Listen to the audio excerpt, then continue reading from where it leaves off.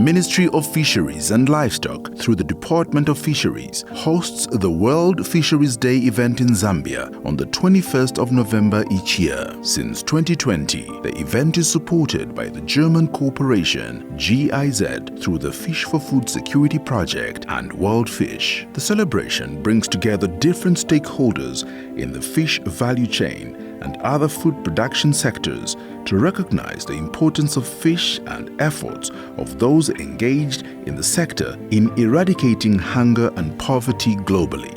This year, the World Fisheries Day event was held at the Community Development Grounds in Mongu, Western Province, Zambia, under the theme, Securing Our Blue Economy Through Fish. We are here to celebrate the World Fisheries Day.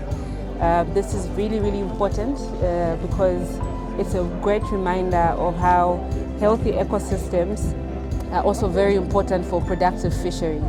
And we know that a large number of our populations is very dependent on fishing and fisheries for their livelihoods and for their proteins.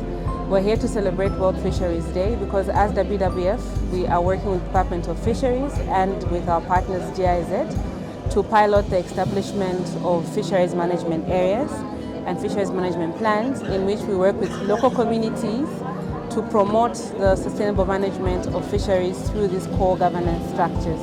We're here today in the beautiful Barotse floodplains, where we also have a number of research being done by our students that we're supporting to understand the extent and spread of crayfish and to also understand the economic value of these floodplains. Welcome to the World Fisheries Day, and as WWF we are also proud and happy to be here because the theme of securing a blue economy through fish is really important in terms of supporting livelihoods and supporting our national economy. The official commemoration was preceded by an exhibition by different stakeholders in the fisheries, aquaculture, tourism and conservation sectors, showcasing their products and services. This year's commemoration was officiated by Minister of Fisheries and Livestock, Honorable Makozo Chikote, and the Barotse Royal Establishment.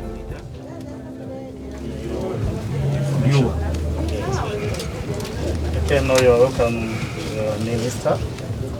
This is African Pakistan, and depicted here from the pictures displayed here is the activities that African Pax does to the communities of Liwa.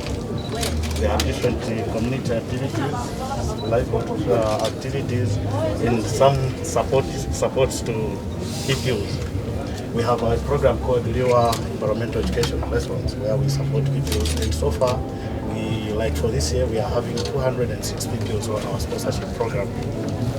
Those PPOs, we support them with all the school requirements, starting from a uniform, books, stationery, and groceries. I think as well, the one project which I also want to prove is about this region.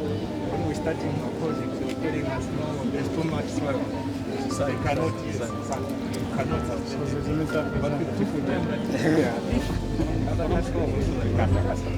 So even as we always put our big from them, that's the great thing. You will see that we've managed this last year. It's totally great. Because what we are doing is just piloting, and so you can scale it out to other provinces. I was telling him yesterday that now this is the time to start thinking of Western projects because we have really high potential. Yes, we have done what you could. We were trying to sample around. Yes. Now this is the time now to invest in provinces where we have got the potential to improve the agriculture. Even Western provinces, just like the northern region, yes. The northern region does not produce fish feed. So in this area also there's an intervention where we are developing the feed value chain by engaging smallholder SMEs who we are working with and bring the feed closer to the marginalized. That's when we can just win this market because the northern region has also potential of these waterfalls. So these are the areas we have to identify and make them. Because we did not put measures on how to manage them properly for the future generation to come. So same applies now. We are dealing with fish and livestock. if we don't manage them, if we don't adhere to the guidelines that the ministry is putting across, end up also start saying, no, now you go in Western Province, you can't come even with a fish.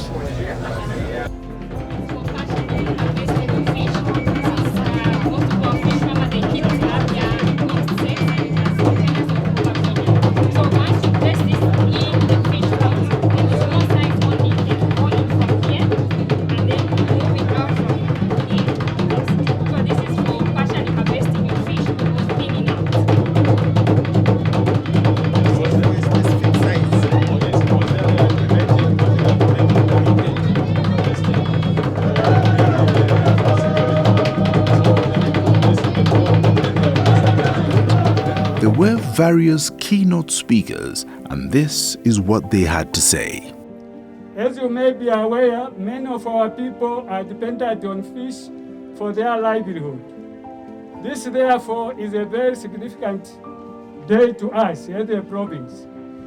Fishing activities are mainly carried out in the Barozi floodplains, the Zambezi River and its tributaries, the lagoons, and the shallow water pathways. Fishing activities in these areas provide income and nutrition to the local people and beyond. The Barozi floodplains and the Zambezi River support transport, farming of rice and vegetables, tourism, especially famous Komboka and the tiger fishing. However, we have some challenges due to increase in population resulting in overfishing, use of illegal fishing methods like safer nets, mosquito nets, and in some cases, poisoning of the fish. Ladies and gentlemen, the aspiration of the Zambian government and the Barozi Royal Establishment to improve the aquaculture and fisheries are also of relevance to the German government, as this directly contributes to improving the livelihoods of the Zambian population.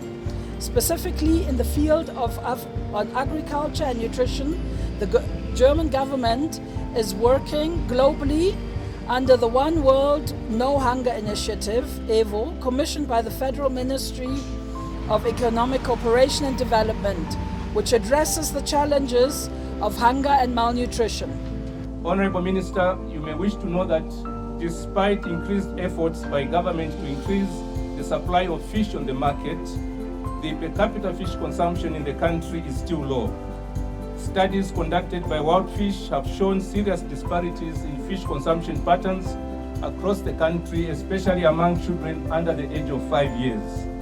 The share of children who consumed fish was highest in Western and Luapula provinces at 38% and 34% respectively, and is low in Eastern Province at 6%. Both Western and Luapula provinces are rich in fish from the vast water bodies, whilst Eastern Province has few to no inland waters or fisheries. We are therefore pleased by government's desire to increase the per capita fish consumption to about 12 kilograms. To achieve this, Honorable Minister, there is need to increase awareness among the Zambian people on the importance of increased consumption of fish. As World Fish, we believe that increased fish consumption could help address undernutrition, including micronutrient deficiencies and the resultant costs to individuals and society. Today, WWF joins the rest of the world in commemorating the World Fisheries Day, which serves as an important reminder on the role of healthy ecosystem for supporting sustainable fisheries, not only in Zambia, but the world. Distinguished guests, this event comes at the backdrop of the launch of the 2020 Living Planet report by WWF that shows an average decrease of around 68% in population sizes of mammals, birds, reptiles, and as well as fish between 1970 and 2016. Ladies and gentlemen, this is a significant cause of concern for everyone gathered here. It is a well-known fact that biodiversity loss threatens human well-being, and particularly for vulnerable communities, this directly threatens their food and nutritional security. Therefore, commemorating this World Fisheries Day in Mongu really at the heart of Barossa floodplain is symbolic and representative of some of the key issues that are facing our sector. Zambia is endowed with so much resources in terms of water. Should they go to full capacity, I'm sure, Honorable Minister, that the 3.8% contribution to the GDP would go possible to 20% or even 50%. I imagine the value of this production should be enhanced, yet all we need is government managing the people together with the private sector. Unlike agriculture, all you need is just managing the people and giving them what they want. In agriculture, you need urea, you need basil, you need top dressing, and you need insecticides. But in the fisheries industry, we need very minimal inputs. In order to reduce fishing pressure on our natural water bodies, so that we can secure our fisheries, we want our people in this province to start fish farming. As Barossa Royal Establishment, we want to take the lead by establishing a fish farm at the palace in Limulunga, so that we can lead by example and encourage our people to venture into fish farming. 1. The escalating disregard of fisheries legal framework that is intended to ensure our fishery resources are exploited sustainably is a source of our concern. Already you can see in our water bodies, we no longer have the fish like we used to have. So this is a very serious concern as a country, as a province, that all of us, we supposed to address ourselves to this challenge. This entails that we,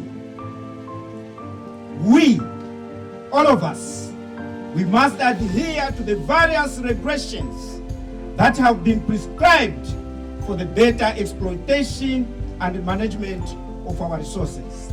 Very important. All of us, we must address ourselves to these concerns and seriously adhere ourselves to the regulations that have been put in place. Otherwise, we remain as a country to regret.